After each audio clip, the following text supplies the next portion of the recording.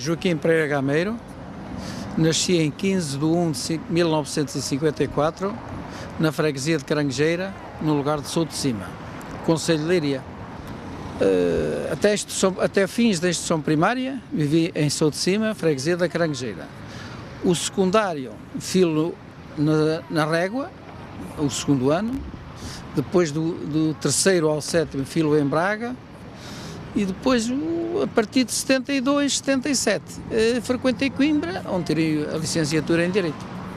Bom, as principais recordações da juventude são a nível do secundário, o contacto com os colegas, hoje muitos formados, quer em Direito, quer em Engenharia, quer em Medicina, que depois eu estive a estudar num instituto, depois uns embardaram num sentido, outros noutro, eu acabei por seguir Direito.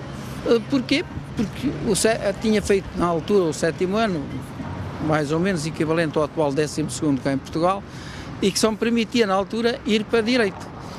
Passei o primeiro ano sempre na dúvida se era aquilo que eu queria, porque o que eu gostava essencialmente era de Economia, mas isso obrigava-me a que tivesse que ir fazer cadeiras e perder no mínimo 2 anos para mudar de curso. E as dificuldades não me permitiam, em termos económicos, que eu pudesse gozar dessa situação. E, portanto, avancei, acabei por tirar o curso e licenciei-me em Direito em 77, na Faculdade de Direito em Coimbra.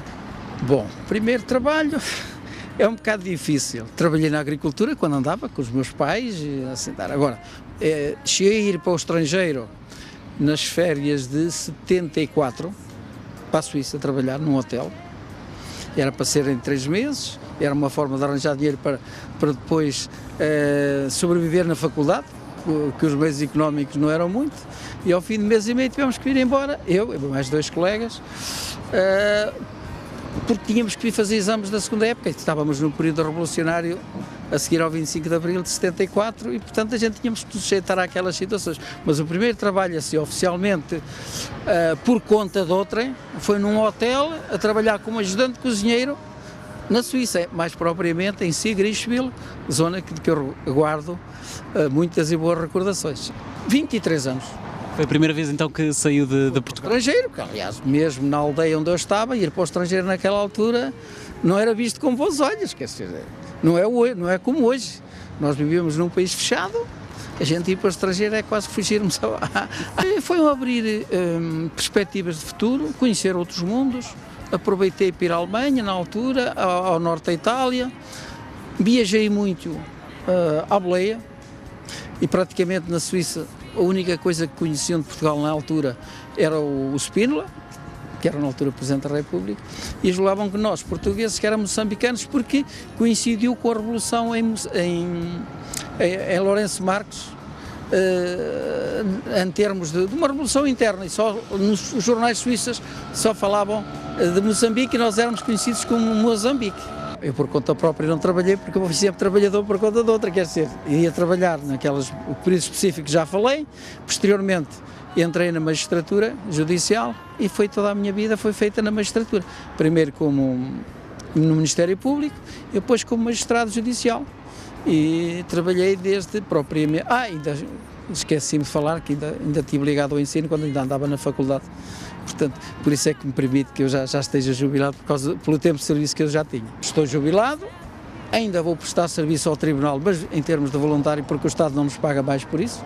Mantemos as categorias como se estivéssemos no ativo, pagam-nos só as deslocações, que já é o direito que a gente tem, e propriamente os únicos funcionários são os que eram os funcionários da Secretaria no próprio Tribunal, onde eu estive em Lisboa desde 68 até ao presente.